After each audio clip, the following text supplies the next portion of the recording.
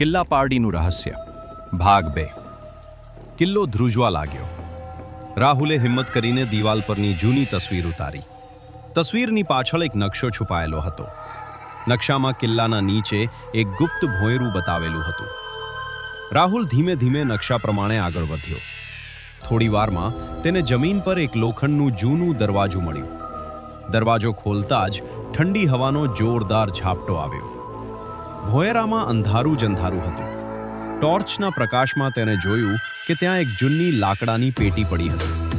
પેટી પર લખેલું હતું, આ રહસ્ય ક્યારેય ખોલશો નહીં. પણ રાહુલે પેટી ખોલી નાખી. અંદર એક જૂની ડાયરી હતી. ડાયરીમાં રાણી દેવયાનીએ લખ્યું હતું, મને કોઈ આત્માએ નહીં પરંતુ મારા પોતાના લોકોએ દગો આપ્યો હતો. રાહુલ આખી વાત સમજવા લાગ્યો. એ સમયે પાછળથી ફરી એ સફેદ સ્ત્રી દેખાઈ. પણ આ વખતે તેના ચહેરા પર ગુસ્સો નહોતો. તેની આંખોમાં દુઃખ હતું. સ્ત્રીએ ધીમે અવાજે કહ્યું, સત્ય દુનિયા સુધી પહોંચાડ. અચાનક આખું ભોંયરું ધ્રુજવા લાગ્યું. દિવાલો તૂટવા લાગી. રાહુલે ડાયરી હાથમાં લીધી અને બહાર દોડ્યો. જેમ જ તે કિલ્લાની બહાર આવ્યો, પાછળનો દરવાજો જોરદાર અવાજ સાથે બંધ થઈ ગયો. હવે રાહુલ પાસે રાણી દેવયાનીના રહસ્યનો એકમાત્ર પુરાવો હતો.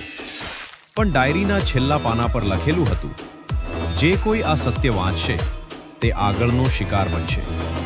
પણ રાહુલ કિલ્લાની બહાર આવી ગયો. પણ તેના હાથમાં રહેલી ડાયરી જોઈને તેનો ડર વધતો જ ગયો. ઘરે પહોંચીને તેણે ડાયરીનું છેલ્લું પાનું ફરી ખોલ્યું. ત્યાં એક નકશો અને એક તારીખ લખેલી હતી, 3 જૂન મધરાતે 12 વાગે. આ તો આજની જ તારીખ હતી. અચાનક રૂમની બધી લાઇટો બંધ થઈ ગઈ. મોબાઈલ પોતે જ ચાલુ થયો. સ્ક્રીન પર એક જૂનો વિડીયો દેખાવા લાગ્યો. વિડીયોમાં રાણી દેવયાની એક ગુપ્ત ખજાનાની રક્ષા કરતી દેખાતી હતી. પછી કેટલાક લોકોએ દગો આપીને તેને કિલ્લાના ભોંયરામાં કેદ કરી દીધી હતી.